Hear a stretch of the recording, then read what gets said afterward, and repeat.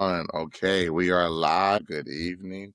Good evening. This is very special for me. This episode is very special for me because I have the OG, the Grummoon. I'm sorry, I have a sore throat. But I have a very special person, my namesake. This gentleman is, he's what can I say about him? He is, in short, my father, but more than my father. He is a man that's taught me principle. He's a man that's taught me logic and ethics. He's taught me duty.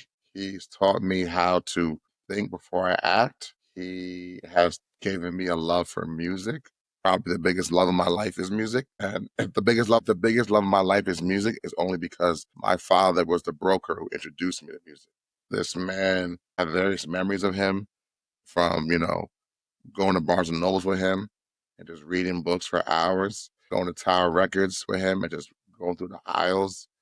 I have memories of going to movie theaters with him, Blockbuster on Friday nights. This man is someone who never just told me no, but would explain to me the logic behind an answer. And he's always given me guidance. And he was the balance between me and my mother, who was the warmth in my life, Thank you. the heart and soul of my life. So he gave me ethics, he gave me code, and he's still giving me messages to this day. And I appreciate that. So without further ado, I'm going to have a conversation tonight with my father, Mr. Charles Kenel Desgrottes. Good evening, sir. How are you? Good evening. I'm fine. You? Salut tout le monde. Salut tout le monde. Parlez en créole. Yeah. Parlez en créole pour lui. Okay. Bonjour. Bonsoir tout le monde.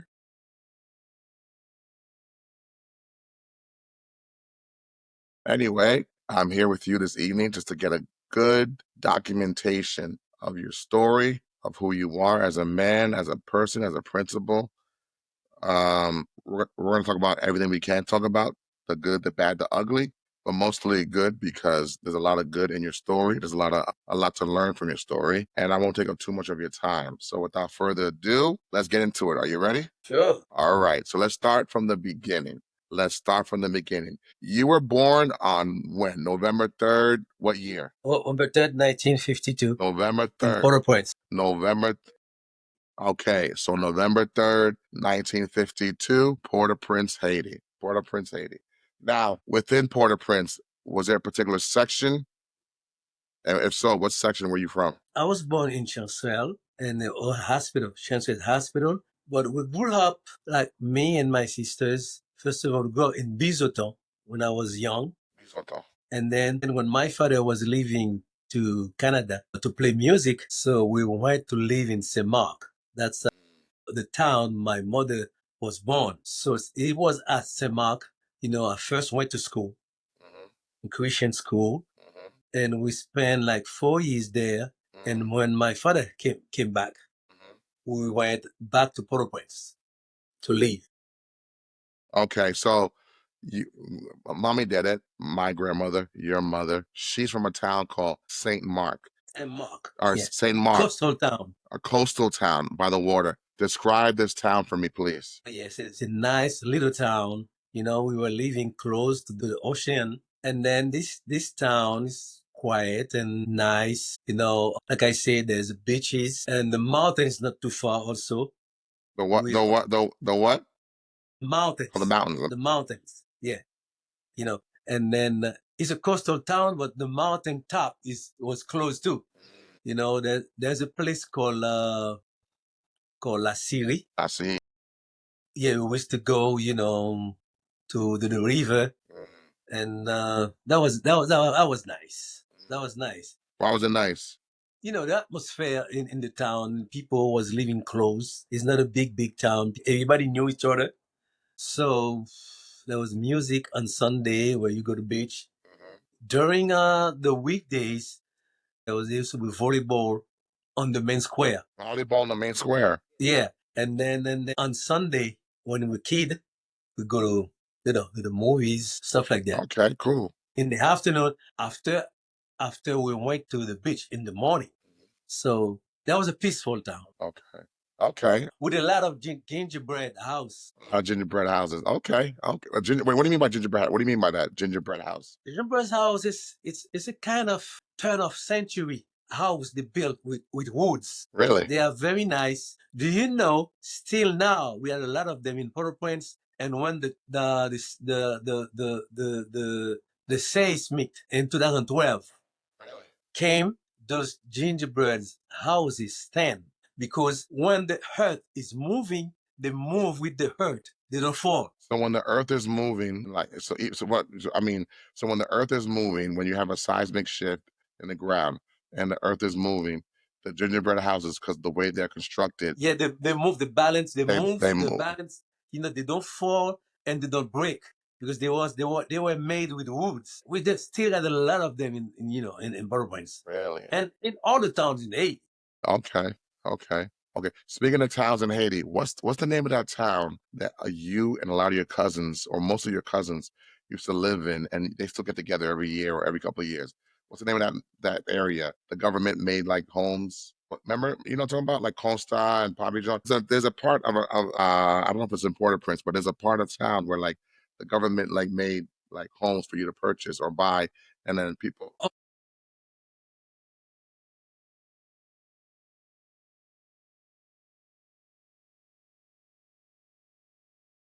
see it. Yeah.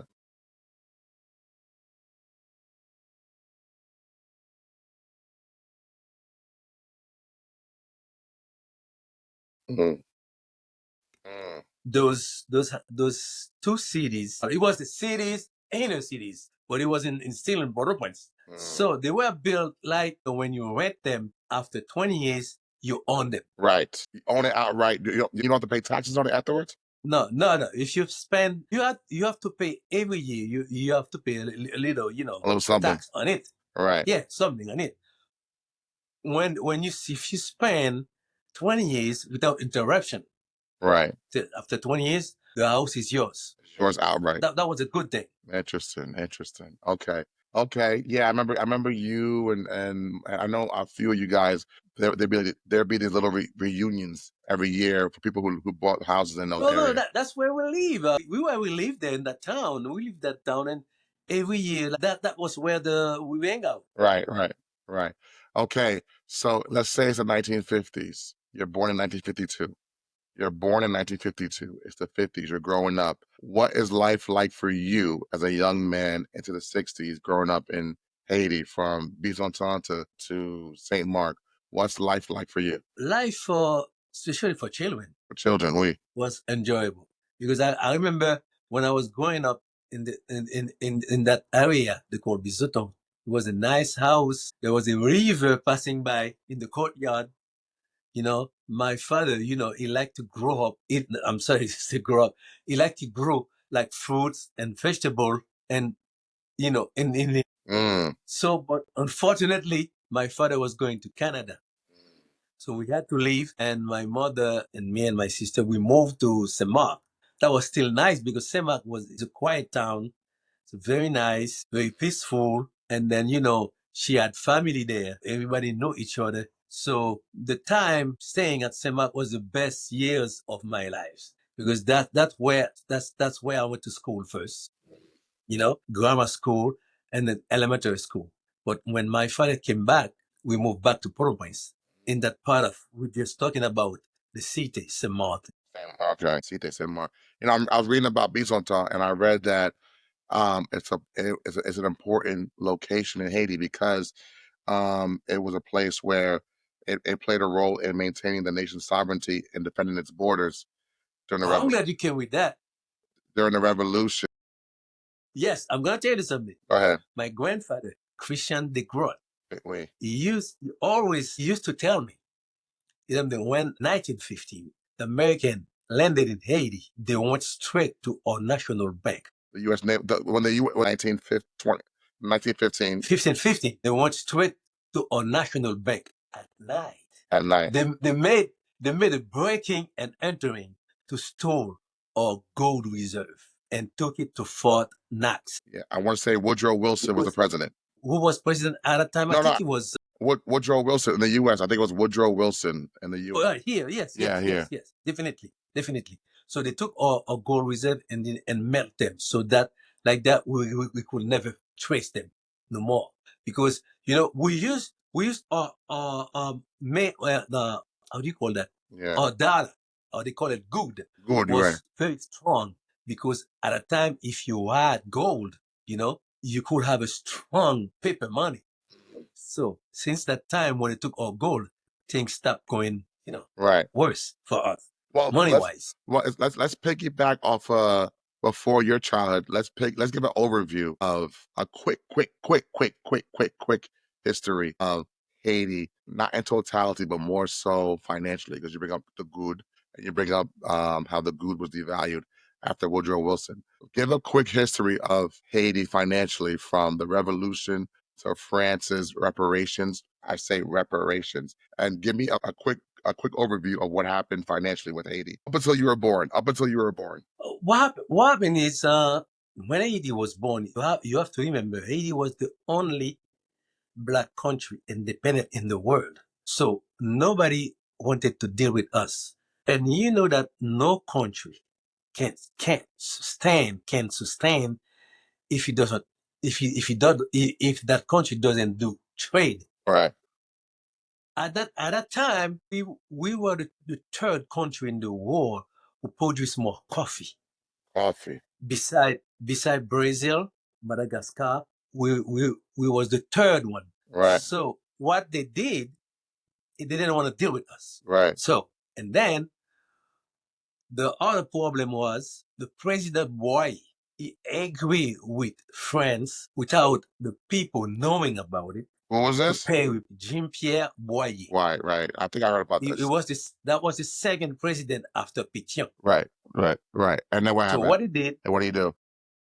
so what he did, What do you do? he agreed with France to give France the money, like saying France was saying that we owe money because we kill a lot of French, Hmm. we massacre a lot of French, and we have to give them reparation for all they lost in the colony. So I have to tell you, nobody knew about it. It just do it behind the people's back.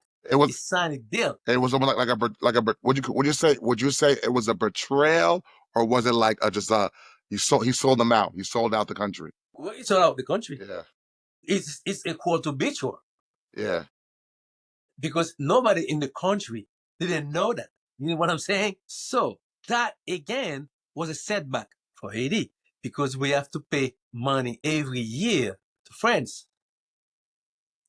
and then that was a setback. And on top of that, like I'm just telling you that when America went to Haiti, they stole our gold reserve, and the gold reserve was we based on it to have a strong money. Right. Right. So that was In the coffin. in the coffin, because what America did. And do you know, I gotta tell you, when France was in Haiti, there was slavery, and then we were past that. We became independent. But when America went to Haiti, there was no reason for them to go What? simply Simply what? simply only to humiliate us. So meal. And you know what they did? They they installed something they call corvée. Oh, Corvée was forced labor. They took people in Haiti and make them doing forced labor without paying them. That's what they call the corvée. That was the reason Haitian people revolted. One of the people who went to fight them was my grandfather. what? So Colvey. How would you spell that? I'm trying to think. Colvey. Colvey. Corvée, C-O-R-V, Colvee. C-O-R, I mean, V-E-E. Okay.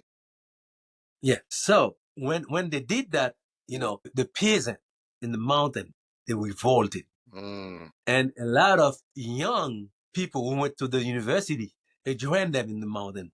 One of them was my grandfather, Christian Desgrottes. He left school, he joined the CACO. The movement was the move. Oh.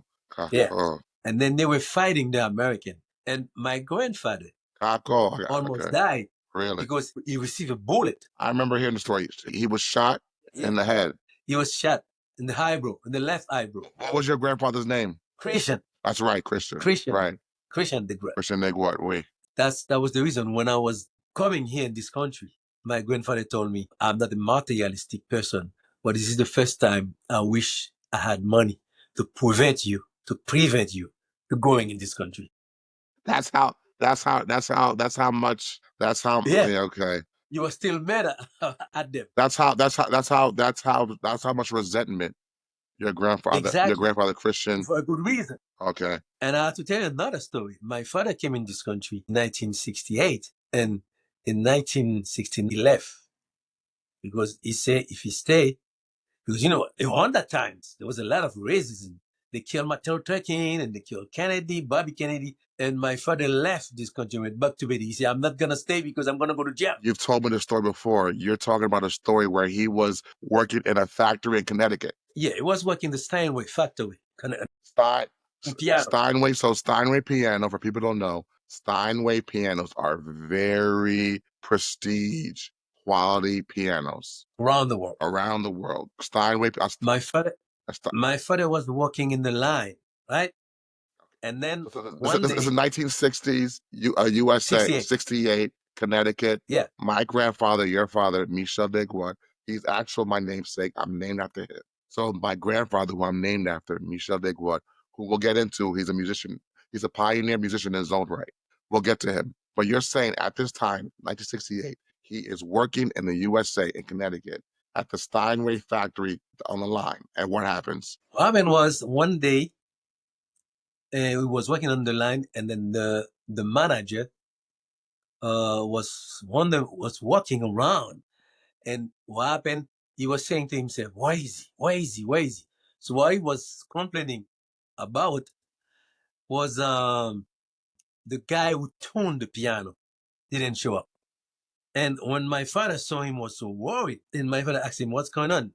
He said, "I got 6 pianos here to be tuned because they're waiting on me to ship them, and this guy didn't show up today." Okay. And my father said, "Wait a minute, I can do it. I can tune them." And he said, "Are you sure?" He said, "Yeah, let me show you." And he tuned all 6 of them quick, rapidly. And this guy said, "Man, you're good." He says to my father, "Starting today, you're not working on the line no more. You're gonna that would be your job to tune the piano." And what happened the day after, the guy who used to tune the piano came, and then he saw my father doing the piano, and he told him, "What are you doing here?" My father say, "Well, you don't talk to me. You go ask the boss." And then he went to ask. No, he told my father, "You need to move." My father said, "No, I'm not gonna move. That's my job now." So he went to get back to the boss and tell the boss that. The boss said, "Yeah, that's his new job now." She said, "What about me?" I said, "You can still do it. I just can still do it. But I want him to stay in, tuning the piano too." Mm-hmm. He, he told the boss, "I'm not gonna work with a knee, Nigger." And my father said, "What did you say?" And What did when you he say? repeated, yeah, when he repeated, my father said, "If you say that again, you want to see what's gonna happen." And he was going to repeat it, and then the boss said, "Oh, hold on, hold on, hold on, hold on," because the boss aware that was going to lead Right, right. to a trouble. And he told this guy, "You know something? You off for the day. Go home, because he's gonna work." So this guy went home, and later he came back with 4 other white people, and they're thinking they're gonna get my father. So when the boss look at the outside, he see what's going to happen, he called the cops. So when he called the cops, they make this guy go home. And then the day after, my father say, "You know something? I think I better go home.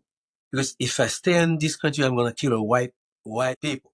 Because I'm not gonna let people, disrespect me like that." Right. That's the reason he went back to Haiti. Mm. When he came back, I remember that I was standing in front of the house and saw, "What do you come back here for?" He said, "Look at that. Come back to my country." And this guy asked me what I come back for. He said, "I'll explain to you what I came for." Wow. Okay. So that's some context. That's some cultural context of what your father, my grandfather, was going through on the state side. But back to Haiti in the 1915 era, 1915, 1920s. The Christian, your grandfather, my great grandfather. He is part of the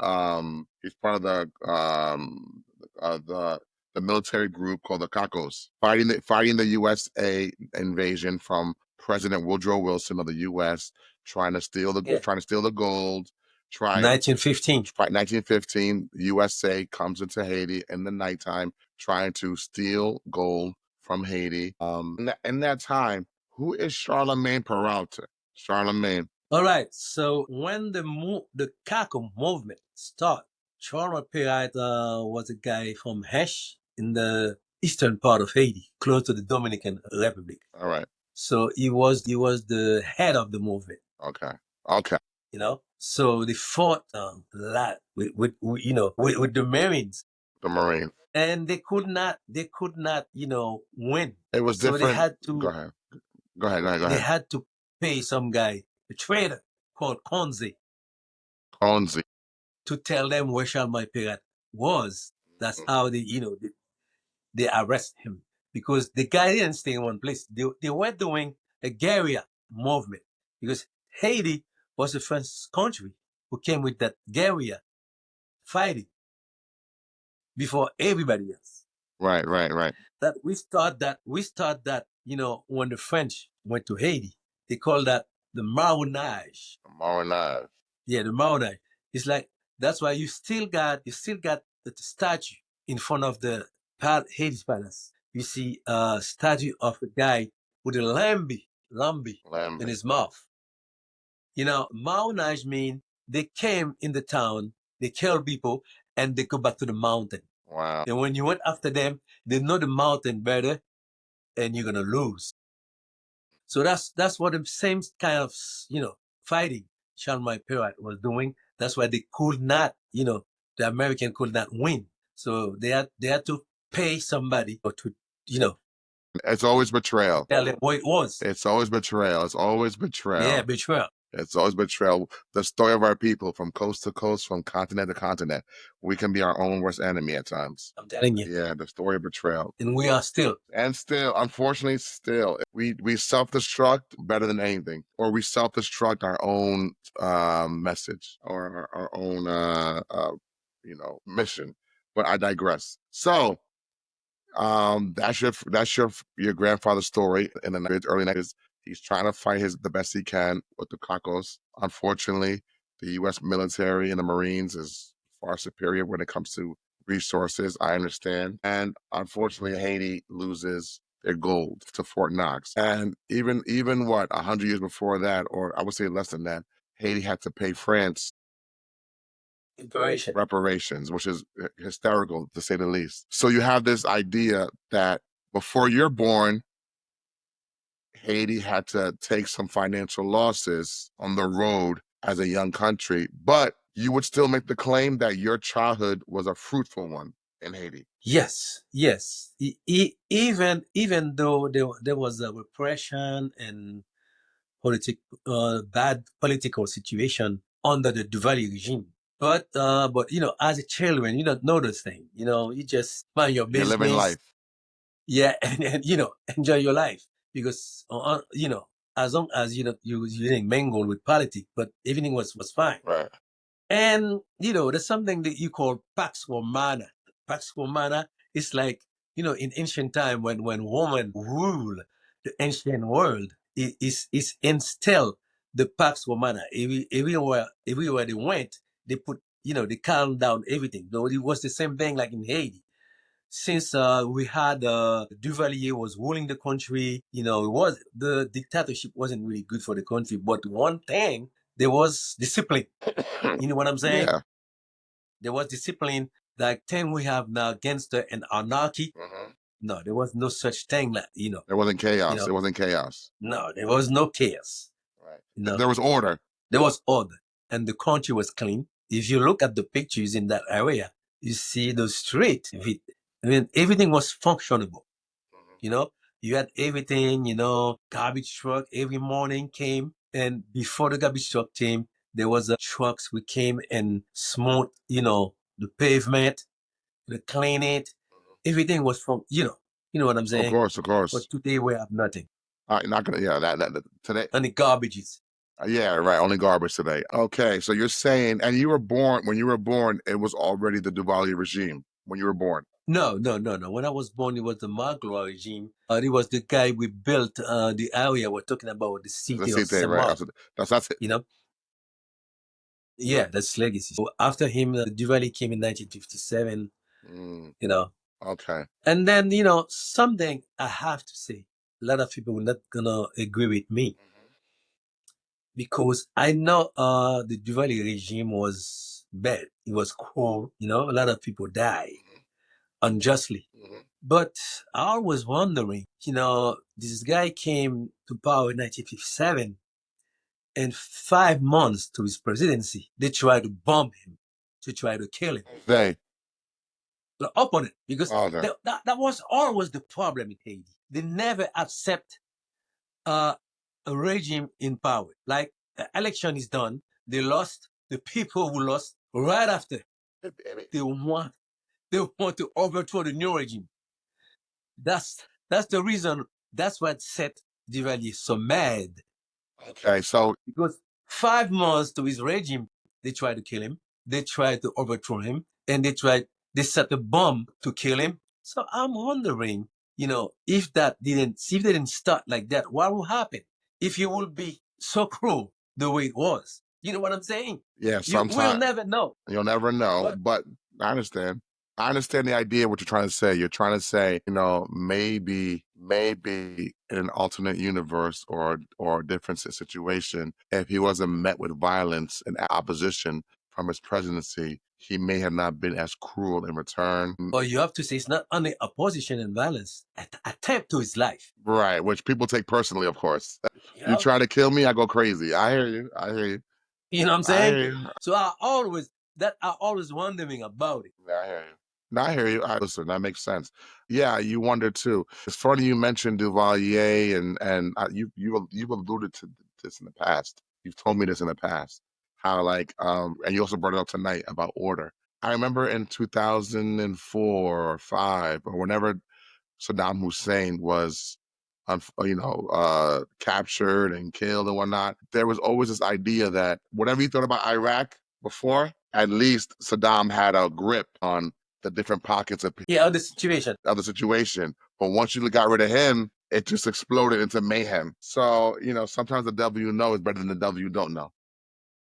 Exactly. So yeah, I understand. So back to you personally. You are growing up in the midst of all this history and current situation in the 1950s and 60s.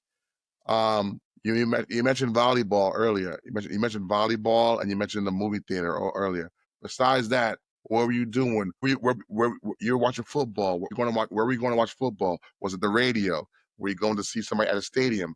What were you doing sports wise? What were you doing entertainment wise? What was that like? I have to tell you, every Friday, Saturday afternoon, there was a school, Collège Saint Pierre. They have volleyball every Saturday afternoon, like the cream of Port-au-Prince. The young people, they always there to watch the volleyball. That was very So nice. volleyball was popular, I guess. Oh yeah, it was popular, Okay. popular. And then after that, we went to there's a movie theater they called Paramount, and Tabu Combo was playing there every Saturday. So we went there after that, to relax, to watch Tabu play, and then after that they play a movie.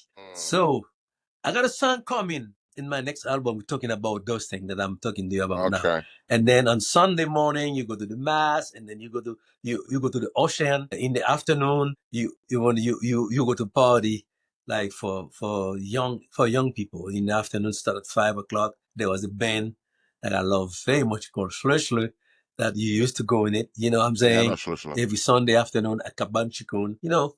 Life was easy and for young people. As long as you didn't mingle in politics, you had nothing to fear. Really? Nothing was going to happen to you. You just enjoy life. Right. And that was the best of time Okay. when I was in Haiti. The best of times for you was a young man in your adolescence, growing up, going out on Friday nights, Saturday nights to see different bands like Shushlu, Tabu Combo, going to play volleyball, going to the movie theater. Paramount was a theater And on Saturday, going to the stadium or the stadium. to watch soccer. So what teams were playing? Because I remember a few weeks ago we had a conversation and you were telling me about different teams like and players like Emmanuel Sandin. You were telling me about different players, different teams. Yeah, yeah, there was different team, and it was good team. Emmanuel Sano used to play in the Don Bosco team. Don The Bosco. Don Bosco team. The Don Bosco team. He was the Salesian father, Catholic father. who owned that team. Mm. You know, even there was the racing club Haitian. Racing. And for people who don't know, we're talking about world football, soccer, world Yeah, football. Okay, soccer, soccer. soccer. Okay, go. And there was Violet, one of the best team also. And my team was Aigle Noir. I don't know. That team came from Bel in the populous, you know, But area, the populous area. populous area. Okay, Yeah, that was my team okay. because the reason I always root for Aigle Noir, he came from area in the country was poor. Mm. Okay, so it was an underdog team, Yes, yes, underserved team. exactly. And they rise themselves off, and it was always a good team. Speaking of on a national level, because you're talking local teams from town to town and different clubs from town to town.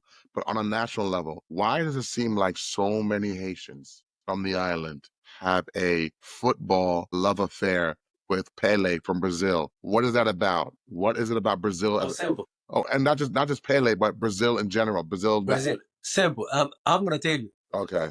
because when I used to live in Haiti, like some people in Haiti now love Argentina, but that wasn't in long time ago. The reason we love Brazil a lot because remember all the great country in the world were white European country like Germany, Italy, France. It was those countries you used to be champion of the world. The two countries used to be who were country of the world. It was Uruguay and Brazil, and the only country in the world who was champ three times, and it had black people playing on it was Brazil. We got Pele, we got Didi, we got Vava. It wasn't only LA, was a lot of black people, was famous black people. Arencha, Vava, all those black people was great. And then remember Brazil was the champ in 1958 and 62 and the 70s. Mhm. So that was the reason we love Brazil so much. Okay, and to give context, we're talking about Haiti, a country which is the first black nation to successfully revolt from slavery and won their independence. We're talking about a nation that in the Constitution, it's recognized that if you're born in Haiti, you're black, right? Even he was born from two German. You're still black. Yes. So in the He Constitution, said, let me tell you in French, tout Haïtien est noir. The translation is all Haitian are black. all right, and the reason why There's a such thing as white people in Haiti. Even you born from two Swedish, from two German, from two Italian, you're still black, you are black. right? And that's because there is a cultural context and history of Haiti having to rebel against French slave masters to gain independence. You would say, Hold on. Let me say something go else. ahead. It wasn't only the French, because I had to tell you, the Spaniards, what people call Spanish, the Spaniard from Europe, from Spain, they occupy the whole island before France came. Mm, Yes. So when Spain was in fight with them in Europe, so there's something they call a Wiswick Treaty. From the Wiswick Treaty to stop the war, Spain seized the western part of Haiti right. to France. That was Haiti, and it keep the eastern part. Mm, They call it Hispaniola, Española, and the French call it Saint Domingue. Saint Domingue. But when we became independent, we call it the very first name we had before, Haiti. But the only thing I got to tell you, we didn't fight only France. People tend to ignore what we really did because to salvage you, chase the Spaniard out of the eastern part and reunite the whole island. Mm, And then the English, the British, what they did, they invade Haiti in 1973. They stationed in Haiti from Les Cayes to the south to Port-de-Paix in the in northwest. 1973 or 1793? Yeah, 1793. Yeah. Sorry, 1793. Right, right, right. So to Salvatore and Capoeiramo and the rest, they fought the British. There was 25,000 of them, killed like 20,000 of them. And the rest of them, the 5,000, they have to sign a treaty of peace and leave the country. That's mean we fought. We fought the Spaniard, Spaniards Spain. We fought the British, English, and the French. and we fought the French to liberate our country. All of them. And do you know in the British book, in the England book, they don't talk about that. Yeah. That we fought, yeah, we fought them and we chased them out of our country because they invaded and we chased them out. You don't hear the English speaking on that too much. No, not all. It's interesting. Interesting.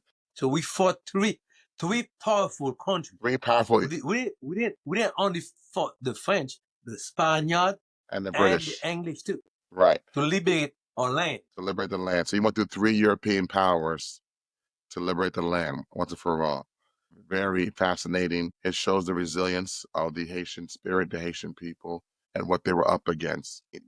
Dare I say, it must have taken a lot of toll on the island and on the Haitian citizens to fight all three, and who knows what the after effects were. Because, man, to your point, if you have to consistently fight for generations for your own freedom, it makes sense in a way how once you have an established government, the people don't trust who's in power and they want to overthrow them because it's a continuous legacy of we're so used to not trusting powers that be and questioning them. And I'm not surprised when Duvalier. Well, I have a book we talk about that.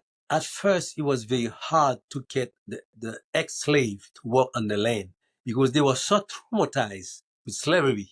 Yeah, they were so taught that's all they were doing for free Yes. for France and the English and the Spanish. So when the country got started, Mhm. it was a big problem for Dessalines to have, the people going back to the land Mm. because they didn't want to. Because it was a psychological, you know, effect on them. Yeah, that's trauma. That's psychological But trauma. it's Trump. But the thing is, there was the only way to get the country started because no other country will deal with us, will trade with us. We had to do the agriculture On our own. in order to feed ourselves. Right. It had to be done. And then it wasn't working properly because people didn't want to go to do the land. Few of them did. Right. So that was a setback. Before you continue, I'm glad you made that point, how no one wanted to deal with Haiti diplomatically because of, fighting for their independence. I always compare it and liken it to, for people who are listening. Imagine you're at a schoolyard, you're at a schoolyard and there's big bullies all around, all right, that bully all the kids. And you are the first brave person to step out and say, you know what, guys, enough's enough. And you challenge or defend yourself against all the bullies. And you're even successful. You're a marked man. You're a marked man. You're a marked man by the bullies, and then the people behind you who are also getting bullied, they're too nervous to assist you. Oh, I don't blame. I always feel like you should stand up for yourself no matter who you are and no matter how bigger the opposition is. But I don't blame the Jamaicas, the Trinidads. No. Listen. Emotion. The reason you could not blame them because they were still in slavery. That's right. They still have a thumb under them too, like. But do you know we try to send people in Jamaica to liberate them, but that could not work. For some reason, it didn't happen. And I have to tell you, when Simon Bolivar, I was just gonna bring him up. I was just gonna bring him up. when Simon Bolivar wanted to liberate South America, he came to our country and we assist them with manpower and weapons to go and fight to liberate South America. Okay. Yeah, I've heard that story a million times. I believe that's why if you look at the Ecuador flag, what other flags are there? Venezuela flag, the Venezuelan flag. Yeah, they have statue of hero in the country. Yeah. Certain Latin American countries. I know Ecuador, Venezuela, Colombia. I think Colombia. Yeah. A few countries. If you look at their flags, they're illustrated and created to pay homage to the Haitian flag. But anyway, so back to you and your adolescence. You're growing up in the 60s now. What is it like for you having a father who is a pioneering musician? Because at the same time, well, before you were even born, he was a musician. Am I right? Oh yeah, he started when he was 17 years old. Okay. Okay, so your father is a musician, and what is he creating musically? What is he writing and composing musically? And what are the effects it's having on the island and on his career? Illustrate his musicianship for me. Yeah. He started when he was 17 years old, and when he was playing in the band, my grandfather didn't even know that. Oh wow. Every every night he fixed his bed like he's sleeping, and then go to the window Oh, and go out and play. wow, he would sneak out. Yeah, Wow. yeah. And Until what year was your father born? uh 1920. 29, something like that, Right, right, right, if I remember that. right. Yeah, and then one day my grandfather went to check and realized he wasn't there, and wait for him by the window. Shoot. Yes. when he came, man, Oh he my had, God. the parents didn't play at the time. Yeah. He, That, he that took a beating. that was probably more. That was probably more than an ingenue. Yeah. He took a beating. And then when they was waiting for him, like during the week for to rehearsal, they didn't see him. So the maestro, the orchestra, the band leader, Mhm. went to his house. And then my grandfather said, "Well, I don't want him to play music. This is what he did. This is what he did." Because the reason he didn't want my father to play music, my father was excellent in school. Really? Excellent in He school. was he was a scholar. Oh, I'm telling you, he was excellent in school. My grandfather used to tell me that, he was always, every month he was the head of the class. No Head kidding. of No kidding. Yeah. So there's another funny story I'm gonna give you after that. Go ahead. Go ahead. So he didn't want my father to play music. He said, preparing my father to be a lawyer or a doctor, something like that. And the band leader said, he said to my grandfather, Christian, let me tell you, you have a genius here.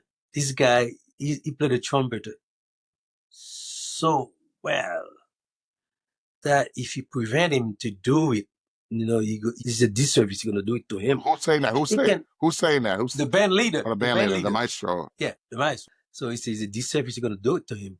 He can still go to school and do what he got. That means he can still be a musician. Right, right.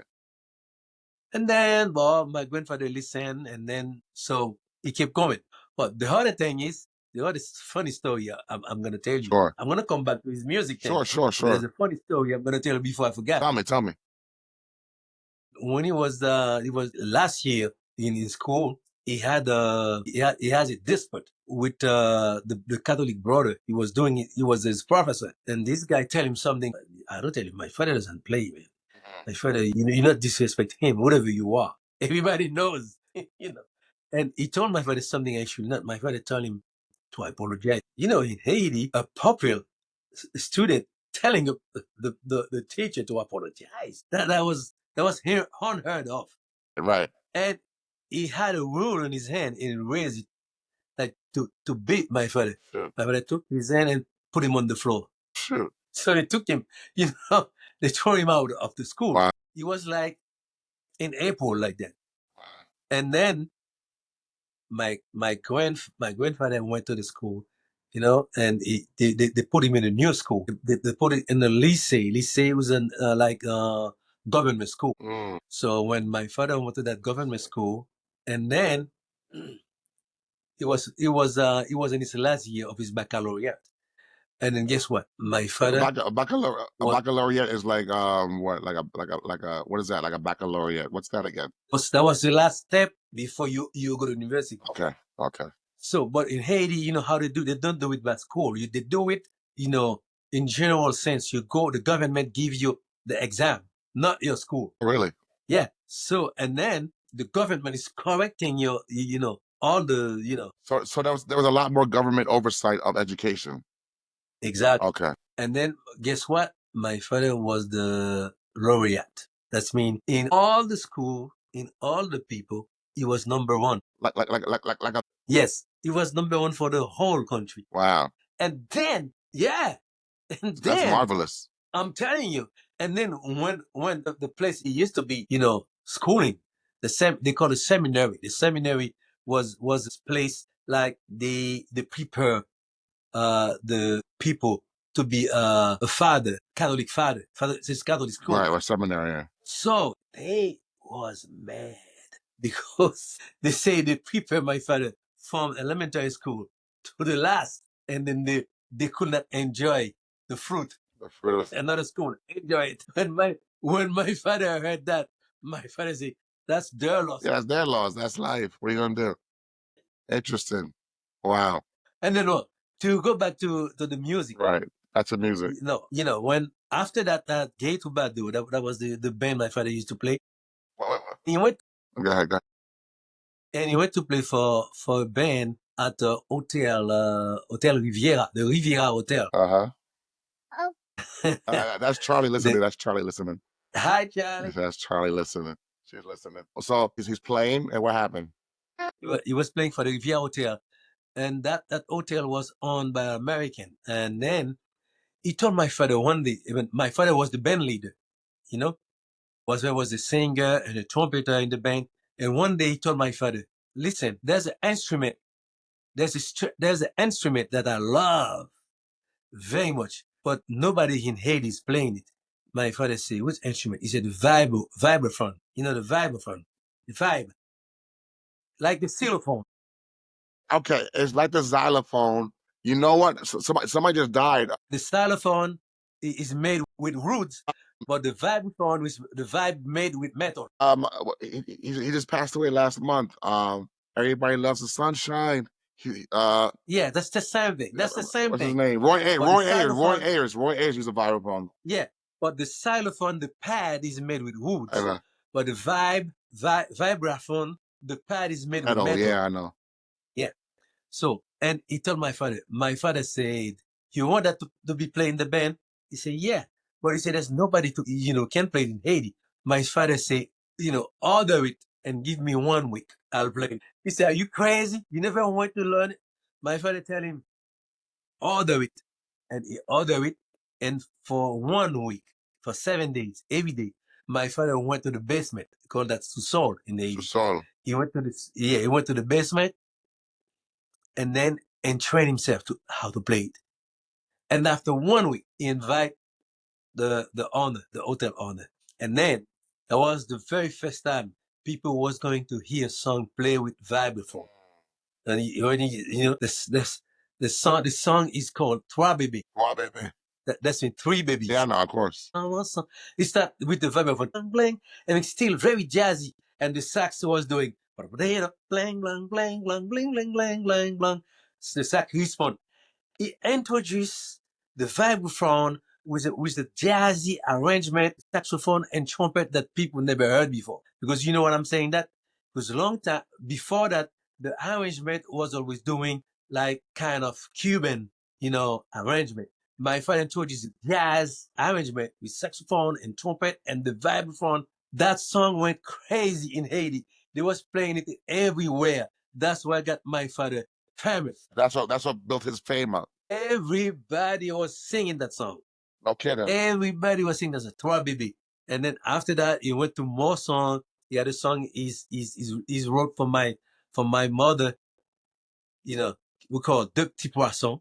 Deux petits poissons, deux petits poissons. That has mean two little fish. The thing was like the song was like the text was like a guy we went to get fish in the sea. And then he only got maybe, he asked, he could not get nothing. He said, if only I can get only 2 little fish, I will be satisfied because I want to bring it to my wife, And that song went famous too. That's been for the woman, Irene, that I'm in love with, And that song was very famous. Everybody was singing that song. That's all those two songs got my father famous in Haiti. Interesting. So Twabe. And every other band leader was coming to him now to write song for them. So Twabe, and what was the other word? And Deux Petits Poissons. Petit poisson. Okay. He like all the famous band players. Later, like Sico and Nermou Jean-Baptiste, they came to him in order for them to write song and make arrangement for them. Mm. After that, he went to Canada for 4 years, and then he came back to Haiti and went to Saint Mark to play music too. And then when he came back, and then he went to Martinique. He went to Martinique. He went to Guadeloupe in French Guiana. He was the one who brought Haitian music to those places. He was exporting. He was a one-man exporting Haitian music to those to places. Guadeloupe, to Martinique, to French Guyana. Yep. Interesting. Guyane Guyana Forces. process. And my father was famous over there until now. Until When I went, if you go to those countries and they heard your name is Desgrottes, they'll say Desgrottes. Do you know Michel Desgrottes? well, it's funny. What was it for you? It's funny you say that. Maybe I was like 18 years old, 2003, maybe 17, 2002. I'm working at Models. I'm helping out a customer, and I don't know why my name tag or something on me had my last name on it. And he goes, "Hey, a customer I'm helping at Models, a customer I'm helping." He goes, "Hey, is your name Dick what?" I said, "Yeah." He goes, "Do you know who you are?" I said, "Yeah, I know who I am." He goes, "No, do you know who your grandfather is?" I said, "Yeah." He goes, "Man," he was like, when I was a kid, his music for me, it was everything. It was just this. And he went a whole long spiel. And I was just like, wow, wow, I get it. So, I always had that in my head of the legacy, but to have you say it, it brings more cultural context to his impact. Yeah, next year I'm gonna do an album with his best song. I'm gonna record it. Be there for it. Okay, so he's a working musician. He's traveling. He's making a name for himself. And as he's doing that, he went to Canada for a while. You mentioned Canada. He went to Canada for a while. What are you doing as far as a child with your mother? You have your mother and your siblings. What's going on at home? Well, nothing much, like everyday children in Haiti, go to school, play in the good yard, listen to music. You know what I'm saying? Like my first brush with music was one day I was singing a song that by myself, like I was playing with a song, and then my mom it was saying, "My mom said, c'est de keep us friend." And my father said, "Where do you get that music from?" I said, "From me, from myself." He said, "Are you sure?" Say, "Yeah." He said, "Sing it again," and I sang it, and then he wrote it, on the notes, and he wrote it, and then I said, "Keep going." And I kept saying the words, and he put them in the paper. And then he brought them to very famous. I could say it was one of the most respectable band in Haiti. They call it Jazz de Jeunes. Jazz Dijon. Because Jazz de Jeunes was very famous because but Jazz de Jeunes used to play folk song, mix them together, Mm. and play How music. old are you at this time? How old are you? 12. Wow. Okay. Yeah, 112. So he went to play music, and then he went to play the song. He took the song, Jazz Station, and then they played, and Jazz Station had a book where they put all the song, the text. If anybody get it, I have it. And in my last album, I took it, I copied it, and put it. You see the name with my name, the song with my name on it, and then you see that I took it from the Jazz Station book. And that goes back to when you were 12 years old. I had it right here, but I can't No, move. it's all right. I could have shown it to you. That's all right. But that piece of music, its origins go back to when you were 12 years old. Yeah. Jesus Christ. They call it "My mom's a treasure." That's in my mother is my treasure. There's a By the way, that's one of my favorite songs on that album of yours. And we'll get into your music too, because you recently, during the pandemic, released 2 albums. So we'll get into that later. But yes, My Mom Said Treasure, that is a beautiful song. Anyway, all right. So you're a young man discovering yourself as a young musician, as a singer, and you're at home. You're at home with my grandmother, Mommy Dad, Annette. What was she like? What was she like as a young mother? Oh man, I couldn't have any better mother than her Why is that? because she always there for us. She always listen to whatever we have to say, and then she always guide us in everything, like telling her, to differentiate between the good and the bad, Mm. you know. And then my mother, I have to tell you too, she teach me the love of music She taught you to love of music. How did she teach you to love of music? because I remember the very first Very first one. like music I love was from her. It was a song. It was a classic song from Tchaikovsky, the Russian composer. There was the song of the Nutcrackers. Chavarsky. Da-da-da-da-da. Yeah, that was the very first song. I catch, and then she loved Tenorsy. You know. He was a great singer, and then she loved Edith Piaf in that King Cole. So she was the one who introduced me to those great musicians. I've heard of Tino Rossi. He's from an island that's like French. Corsica, Corsica. Corsica. Corsica is like a French Italian island. And I remember one time. Rest in peace to man Jocelyn, mommy Jojo. I remember Jocelyn told me how like during that time in the 1940s, 1950s, 1960s, it was very customary, play some Tino Rossi, sit down, have some coffee, play his music. Yeah. When I was a kid in the 50s, he was very It popular. was very popular, right? And then, I mean, I got to tell you, when I was a kid, I didn't appreciate it that much because to me, it was too mellow. Because at the time, I was starting growing up, rock and roll was Rock coming. and roll was You know huge, what yeah, I'm rock saying? and roll. I used to love Johnny Hallyday and stuff like that, and Elvis Presley and stuff like that, and all those black guys who was playing, rhythm and blues. I was more into that than Tenorsy. But I have to tell you, the song I loved the most from him wasn't a French song; it was an Italian song. He was singing that's my mother loved a lot, and then my mother make me listen to it. I said, "Oh boy, he should only sing in Italian, not in French." What was it? What's the name of the song? Do you remember? I can't remember. I'll look it up for you. Tino Rossi. All right. I forget the name, but it was great. So I love it. I still play it to this time. Okay. Okay. Yeah, I heard good things about Tino Rossi from Mommy Jojo. Rest in peace, Mommy Jojo. All right. So your mother. I think something was Qatari, something like that. I'll look it up. I Yeah. when Mommy Jojo gave me that little speech about Tino Rossi, I remember I downloaded a bunch of stuff of him, and like you said, very mellow, very relaxed. But I liked it. I like what I heard, and I could see why he was popular. But you're saying, to your point, outside of your mother's influence, which I didn't know musically, you were growing up in a time where American music was piercing through and influencing you as well. How is now, while you're in Haiti on the island, how is American music reaching you? It's just radio. What do you? Radio, because I have to tell you, like the radio station in Haiti, they, how they do it. They set some time to play Haitian music, to play classical, to play American music, to play Spanish music. No kidding. You know, That oh was yeah, versatile. oh yeah, they're versatile. Like American music, like let's say Radio Haiti, at a time every afternoon at 5 o'clock from 5 to 7, Really. they only play American music. That's where you get to listen to all those guys, Marvin Gaye and stuff like that. You know what I'm saying? I grew up with them. You know what I'm saying? No, I listen. I used to listen to them every day, and they play some English band too, like the Beatles, the Rolling Stones. Wow, that's pretty. You know, yeah, and Wow.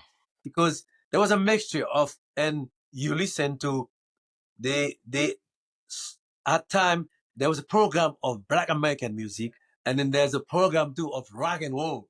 You can listen, you have access to all kind of music, and sometimes Cuban music. That's when you grew up to Haiti, music wise, you're very open. It was eclectic. Yeah, because they play a lot of kind of different music, Right. not only Haitian music. Right. It was eclectic. So you're saying in Haitian radio back then in the 50s, well, really 60s and 70s, you were getting a wealth of different styles depending on the time slot. Because the reason Why? is because Asian always to be culture. Cultural. Like they don't want to be left out from the from the culture point of view. Okay. So they always try to educate the youngster about What's everything. happening around the world? Yeah. Interesting. I dig it. I dig it. And I think that's very valuable to have that kind of mindset for Oh yeah. radio programmers back in that time. I think that's impressive to say the least. Okay. Okay. So you're getting this wealth of diversity in music growing up. And are you at that time musically as a musician yourself? Are you finding your voice? Are you playing the music? Are you figuring out what you want to do musically? But The thing is, I used to play in the band, like band from from the wood. They called Dirts. It's Yeah, it was the band we did. I've seen From see you on the album cover. There's like an album cover where you're wearing like a toga or a robe or something like that. yeah. Yeah, yeah. That's the story behind What's that. the story behind The that? story, the reason we had that, it was around that time there was a shortage of oil around the world. About the Jimmy Carter era? Yeah, in Europe they call it petrol. Petrol, yeah. Yeah, there was shortage of oil. So what happened is at that time we was doing the band, and we had the more petrol was the Arab, right? Of course, right. And there was like kind of diminish, keep the the jack up the price around the world. So the gas was scarce and very expensive. Right. So when we was doing the album, and to show like we were like like rich in music, Hmm. you know what I'm Right, saying? right. Or we kind of dress ourselves like the Arabic, and we Okay. put gasobil. Gasobil mean the gas and the bill. We're gonna bill Okay. people. So that's why you guys were dressed like that. Yeah, That makes that was the story behind that. okay, okay. So you got money like the Arabs. Hey, we powerful in music. You know, it's funny. Maybe like 15, 20 years ago, there was these rappers and they had a song called Arab Money. And they were saying, we're getting Arab money, we're getting Arab money. And so it just shows you that every generation, the same thing Yeah, occurs. That's hilarious. yeah. They always come Yeah, back. they know come back. That's hilarious. That's hilarious. So I play with them, you play with them. and then we in 1979 we went to What Martinique to were you play doing? Were you for doing vocals? vocals. I had to do vocals, and then we went to Martinique to play for 22 days, Wow. and there was I spent a nice time with it. We played off. I remember it was one place we call Rivière Salée. That's mean salty river, Salty River. if you translate Oui. it. And then we did like 1,500 people, Mm, and that was big. wow. Absolutely. That Yeah. 1,500 people. And it's in Martinique Yeah, it was Martin, 1,500 people in a venue and a venue inside. It's not outside. inside. Yeah, inside. Wow. That was What big. was that like for you guys? What was that? Even us, we freak out. We never play in front of so much big audience. You know what I'm I saying? mean, imagine Martinique is a small island, so And we play, man. We play, man. We blow up the place. yeah, it's all because it's show. Yeah, what a good show. After that, when we came back to Haiti, it was in 1929. In 1980, there was something they call carnival, and then we in Haiti, the band had to present the carnival because there was to be like they're gonna see who had the best one, and we were number one. It's like every February is carnival, right? Yeah, and our carnival song was number one. No kidding. Yep, and we went to in 1980, April 1980, we went to Miami because there was a festival, inter-Caribbean festival, like not international, but inter-Caribbean. All the country in the Caribbean was going to participate. They sent their best band to play.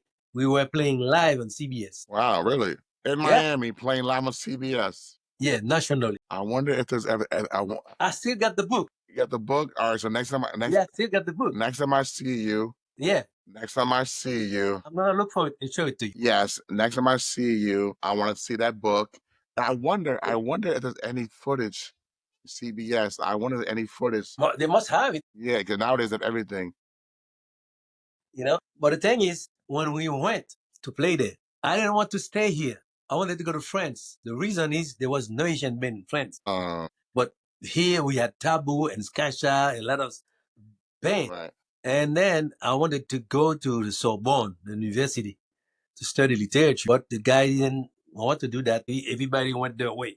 So Wow. that didn't happen. So you wanted to go to France. You wanted to capitalize off a market, There was no Asian band. right? So you saw a future for a market. Oh yeah, because in the Martinique and Guadeloupe and other French island, they knew us already. They was playing our music already. Right.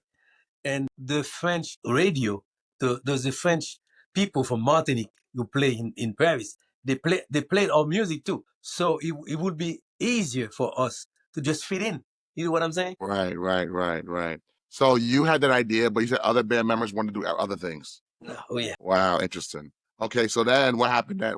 One band ends, I had Xavier, my daughter, and I had you, my son, and then I kind of put a stop to all the music. Okay, so you're saying that you're a working musician in a band, but then also life happens where you have Xavier, you're in Queens. So you left Florida and you went to Queens and had Xavier. You have my sister. So now you made a home for yourself in Queens. But before we go to Queens, I'm sorry, I got sidetracked.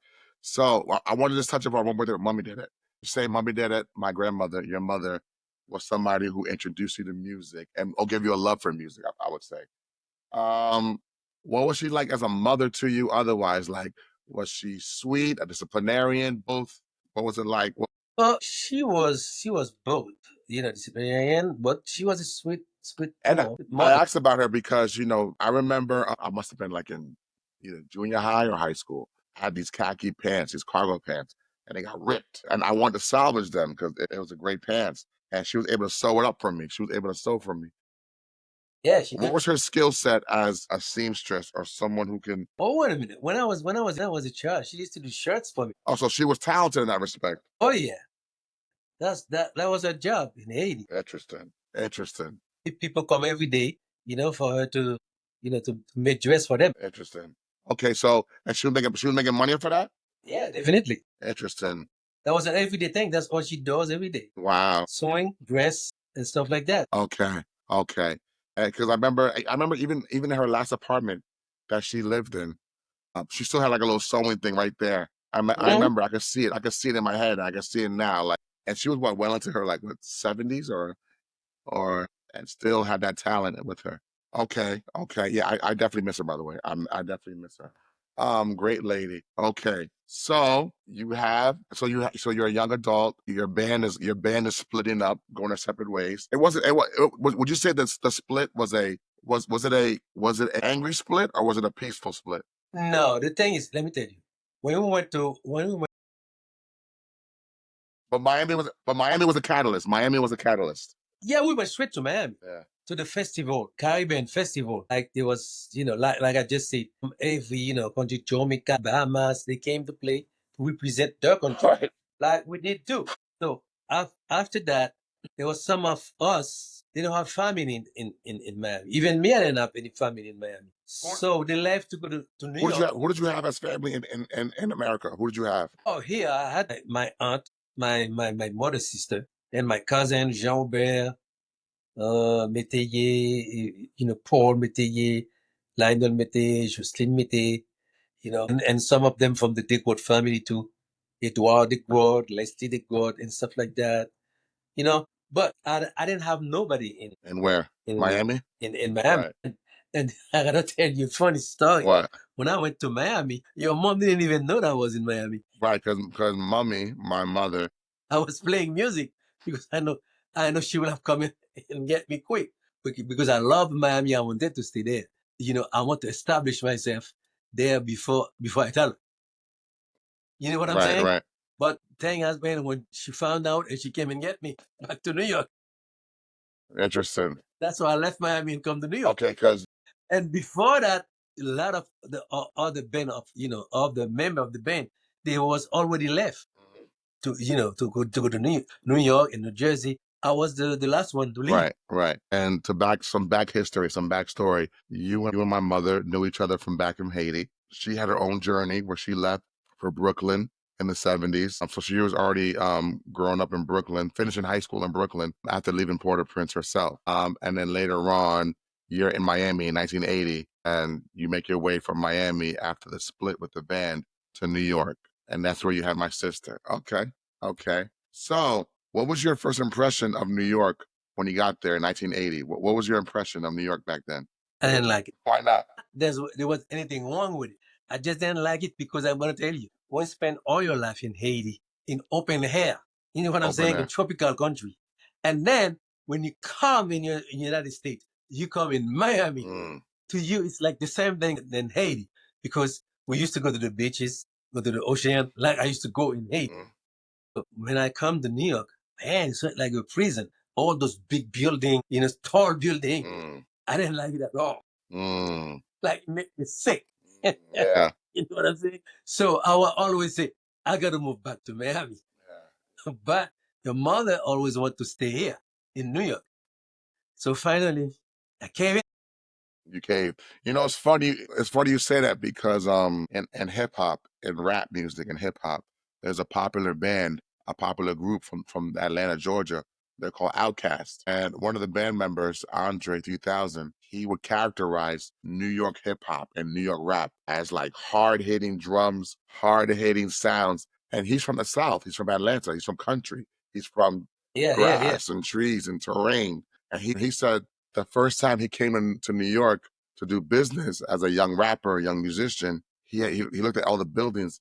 He said, "Oh, that's why your guys' beats sound like that. That's why, It yeah, reflects that's real why." violence. He was like, "That's why you guys sound like strong." And he was like, "Because where he's from in the South, there's more mellow. It's more, Yeah, yeah, yeah, yeah. you know." So I understand that. I understand that logic when you bring up the tropics versus, hustle and bustle New York City. So, but you came to Queens. Queens, in hindsight, is not that bad in comparison to. Yes, I know, but it's not that. But the problem is, I got to tell you, when I moved here, first time in New York, it was like in November. It was cold and there was no leaves on the tree. Yeah, It's to me it was like a dead country. imagine. I can imagine. You know, it was like dead country. So that's and then, but where I used to live wasn't bad at all. I used to live in Far Rockaway. The ocean was there too, but it was cold. I could not go. Right, right. Beach 59, Beach 59. Something like that. Yeah, Yeah, yeah. it was really Far cold. Rockaway. November, December, and by the time Xavier was born in May, we moved to Laurelton, Queens. Laurelton, Queens. Laurelton, Queens. Laurelton, Queens. Yes, yes. And Laurelton, Queens, which really, when it comes to Queens, Laurelton is not that dangerous in comparison to Oh no, it was a nice, quiet. quiet street where I used to live. The bus passed there every 30 minutes. Laurelton, Queens, You don't even see people walking on the for street. people who don't have reference to Queens, New York. Laurelton, Queens is not like Jamaica. It's not like No, it's not Queensbridge and it was a yeah, suburb. it's not Corona. It's not. No, it's like a It's like a suburb. suburb. It's like a suburb within the Yeah, borough. yeah. It's more a lot of homeowners, a lot of houses. But all no, that was all you could find. All you can find. Houses. Yeah, yeah. Similar to Queens Village, Laurelton is very nice, very nice. But But the it's thing the is, 80s. It's the 80s. yeah, What's the 80s like in general? where in New York, Yeah, New York. Give me 1980s New York City. I have to tell you, I don't know. Why you say that? I'm gonna tell you why. Because when I moved here from Miami to New York, in Queens, Far Rockaway, like in November, like that October, November, I found a job. I used to go to work and then go from work and go back to where I live. You didn't go outside. No, it was cold, it was cold.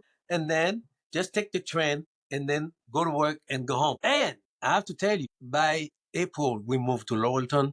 You know how I get to leave New York City, leave Queens, to move to Spring Valley?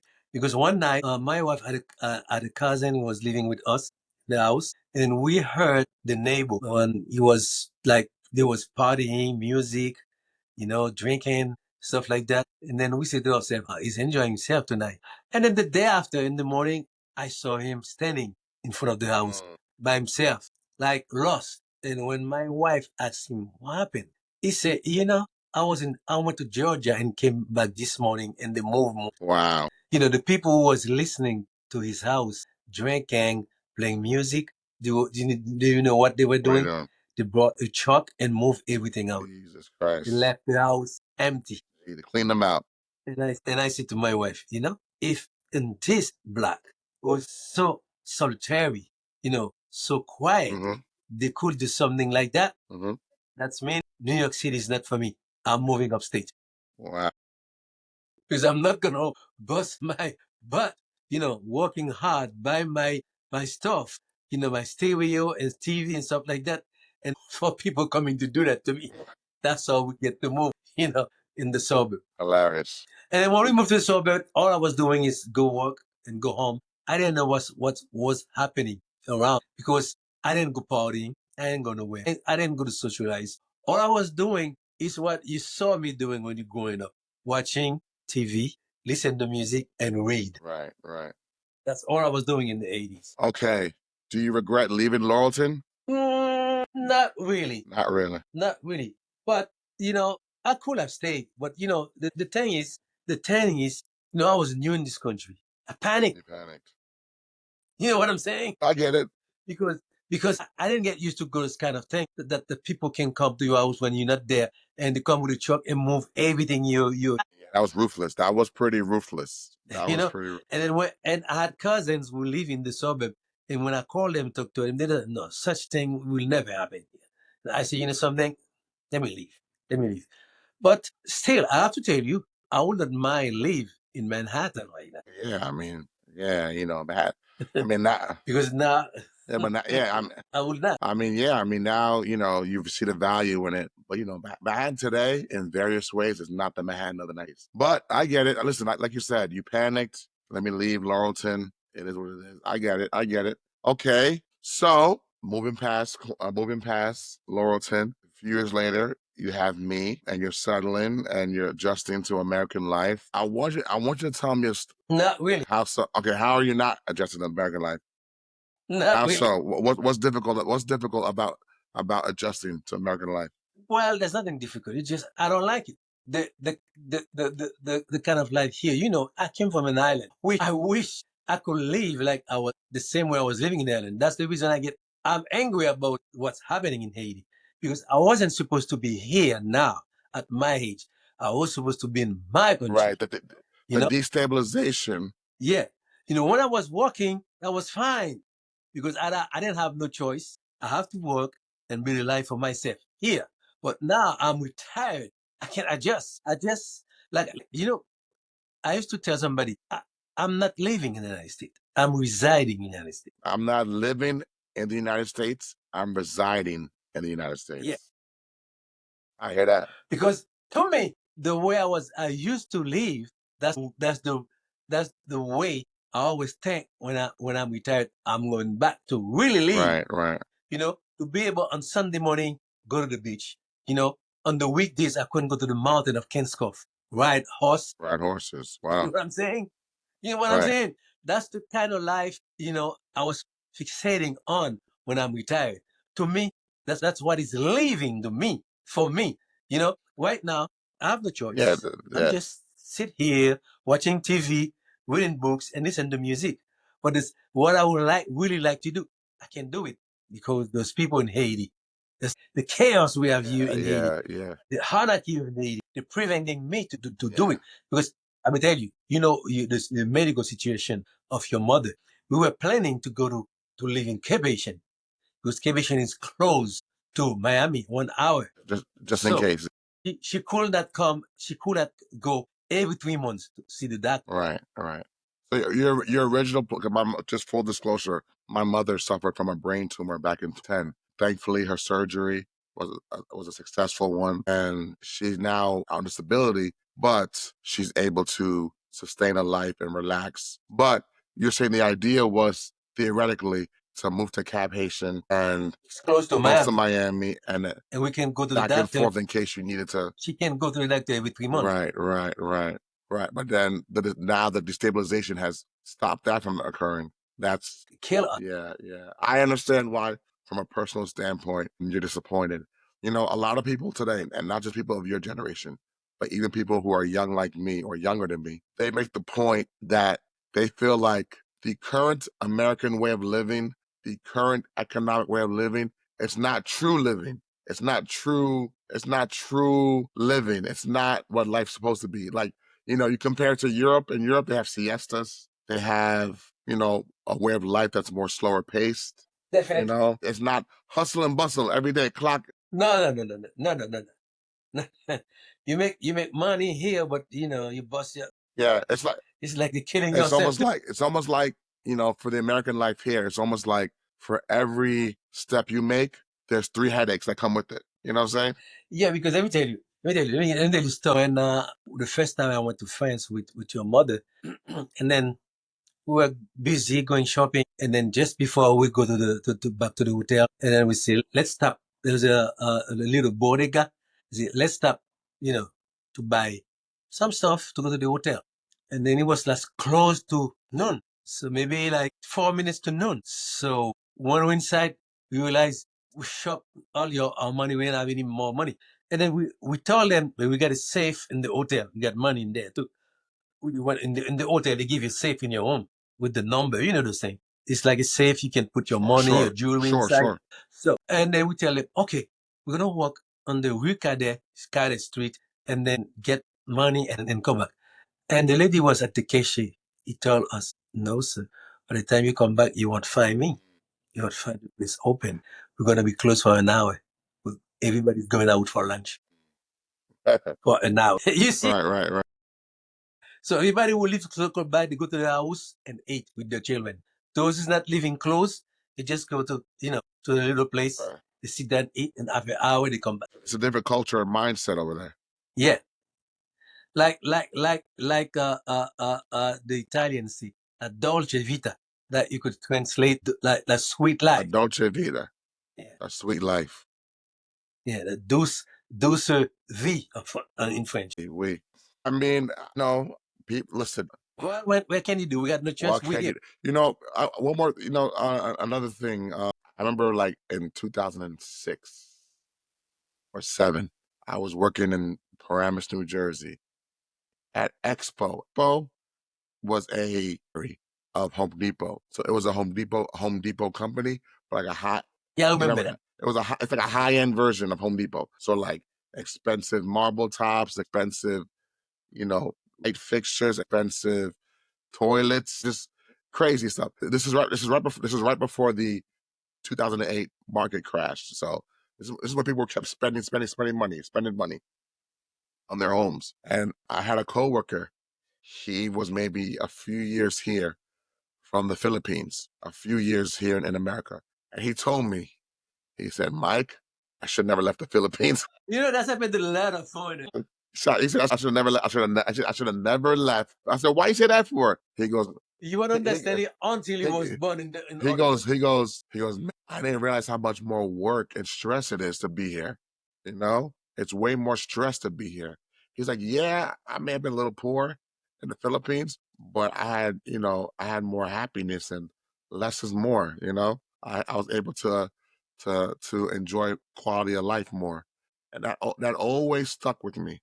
That always stuck with me because all I know is America. I'm a gringo. You know, Yeah. I'm an American, so my point of reference is, being pacified with American stuff, gangs and nonsense, little things, bullshit. But, hearing you, I remember one time Poppy John one time, he was describing St. Mark to me in his childhood. And he was like, man, we go to the river, I put my hand in the river, I'd have, peach, I'd have fruit, I go to the trees, climb the tree, I got fruit, I can get fish. I could pick out fish from the river easily. I could bring it to my aunt or to my mother and she'd cook it. And life was just that simple at that time. Maybe yes, maybe you didn't have cell phones. Maybe you didn't have big screen TVs. Maybe you didn't have You can't miss things you don't know. and that's right. You can't miss things you don't know. And some would say ignorance is bliss. So I understand that. I understand that. Okay, well, you made a home here in New York. You tried to adjust the best you can. I understand why it's hard to adjust. I understand that. I understand why it's hard to adjust. Take me through your journey quickly as a parent. What was it like being a parent? What was it like raising children? What was the difficult parts, the good parts, the bad parts? What was it like, making a home in New York as a father? What was that like for you? Well, it wasn't that so difficult for me because when you was brought in Haiti in the family, you have mother and father, and we teach you, the good thing about parenting. Not really teaching you, but when you witness Witness. You know what I'm saying?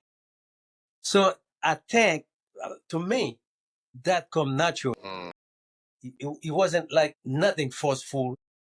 Everything came naturally, like to take care of your children, love them, and respect them, give them love, affection, and everything.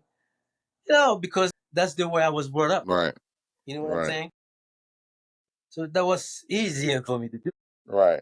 That makes sense.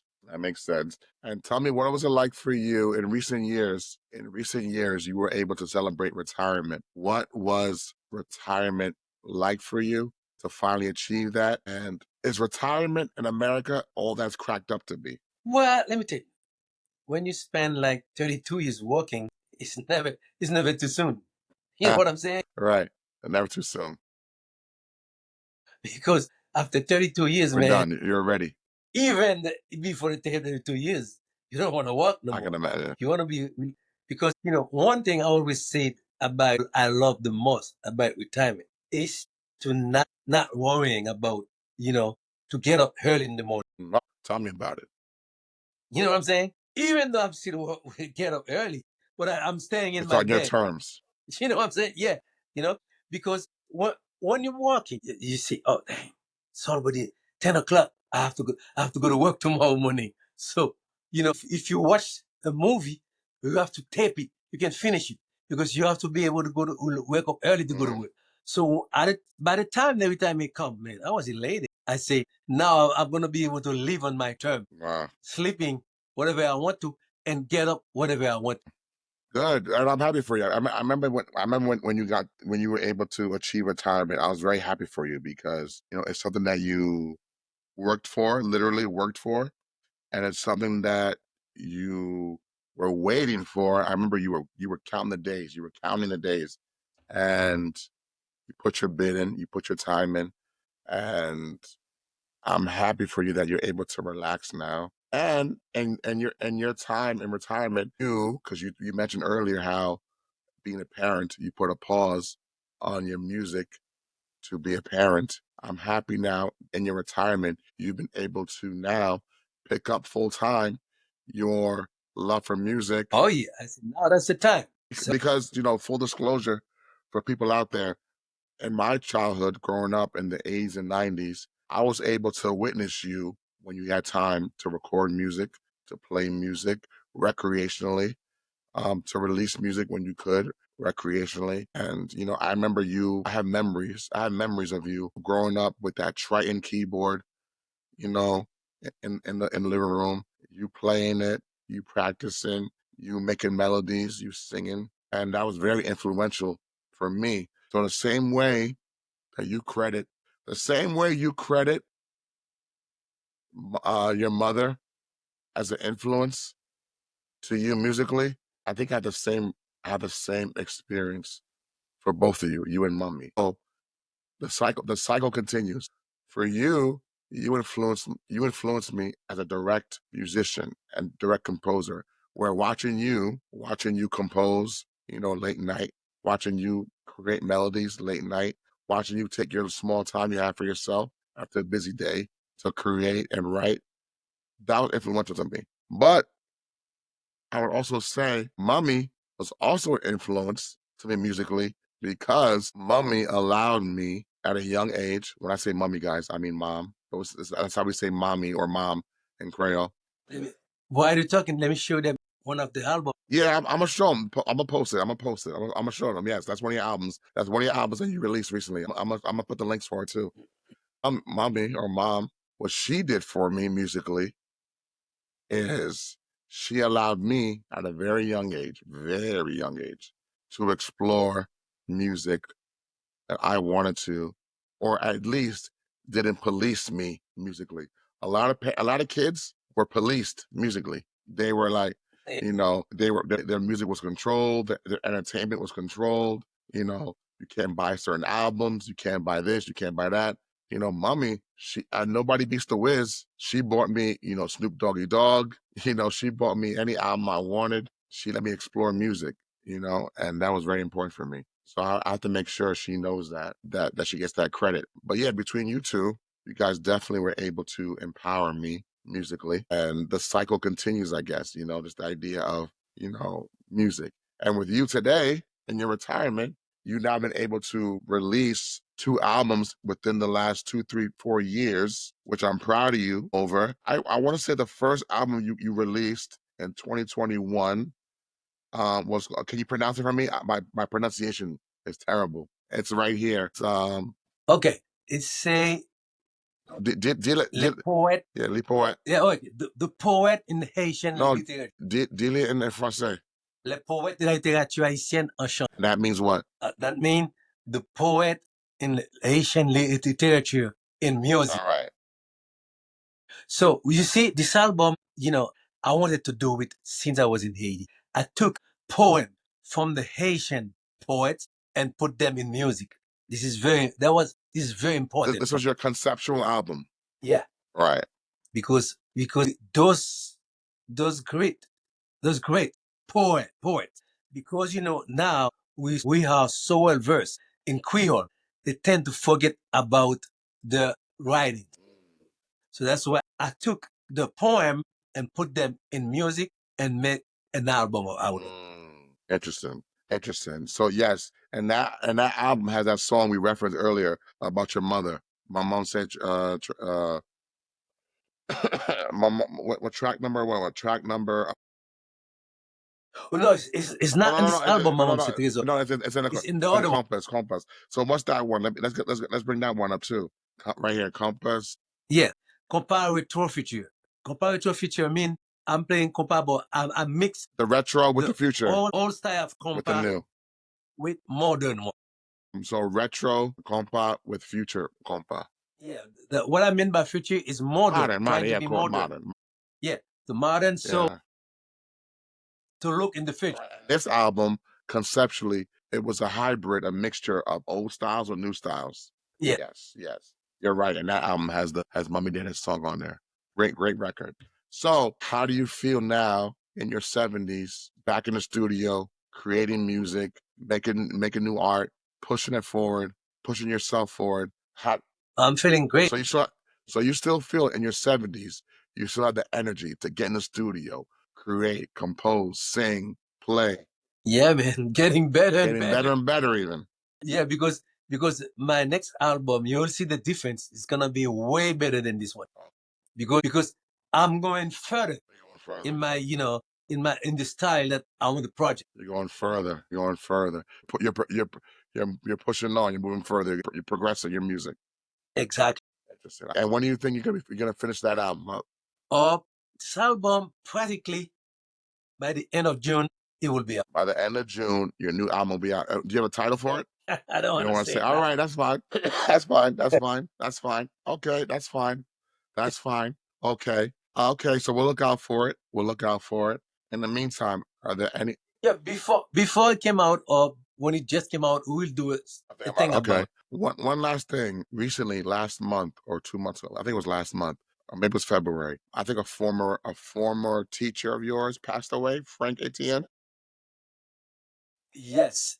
The album I showed before with the poet, he was a poet too. He was a teacher and he was a poet too.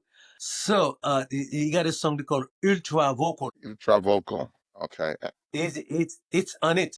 If you look at the back, you'll see. Wait, Yeah, track number what? Ultra vocal. Hold on. Let me see. I can't Oh no, remember no, which number track is four. it. Cut. Cat. Okay, Ultra Vocal. He wrote that. Okay, he wrote that. Yeah, So that's track number four.